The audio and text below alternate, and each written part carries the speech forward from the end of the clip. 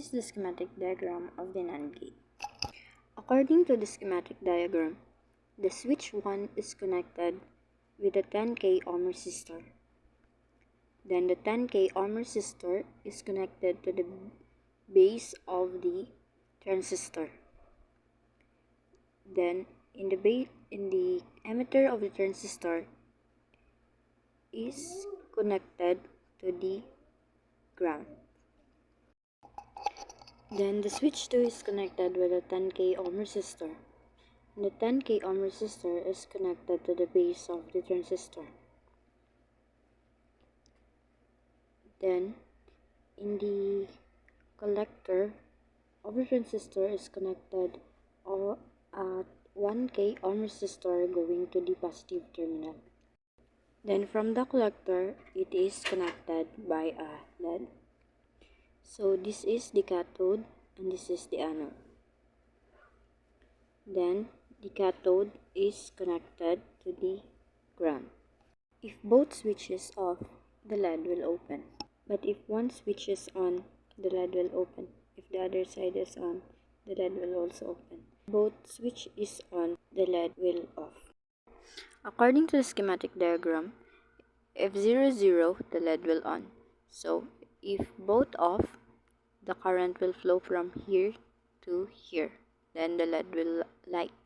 But if A is off, then there is no current from the collector to the emitter. The current will flow from here, the LED will on. Pag ito naman ang off, ang current ay pupunta dito, itang sa LED,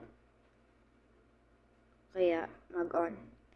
But kapag both is on, then ang current ay pupunta sa collector papuntang emitter, then pupunta ulit sa collector ng switch 1 papunta sa emitter, then puntang ground.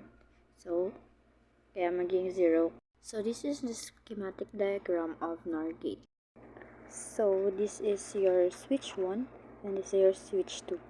So your switch 1 is connected with a 10K ohm resistor, and the 10K ohm resistor is connected to the base of your transistor. And the collector of your transistor is connected with a 1K ohm resistor going to the positive terminal. And your resistor is connected to the anode of the LED. And the cathode of the LED is connected to negative terminal according to the schematic. Then this is your switch 2. Your switch 2 is connected with a 10K ohm resistor, and your 10K ohm resistor is connected to the base of your transistor. Then the collector of your transistor is connected to the LED. Then the emitter is connected to the emitter of your first transistor, and the emitter is connected to the ground. If both off, the LED will on. But if one is off, the LED will off. And if the other side is off, the LED will also off. And if both is on, the LED will off. According to the schematic diagram, if both is off, then the current will flow from here to the LED and the LED will on. But if one is off, then the current will flow from here to the collector to the emitter going here, so it is off. Pumunta ng ground. Tapos, so if this is on and this is off, the current will flow from the collector to the emitter, then go from here to the ground, so it will off.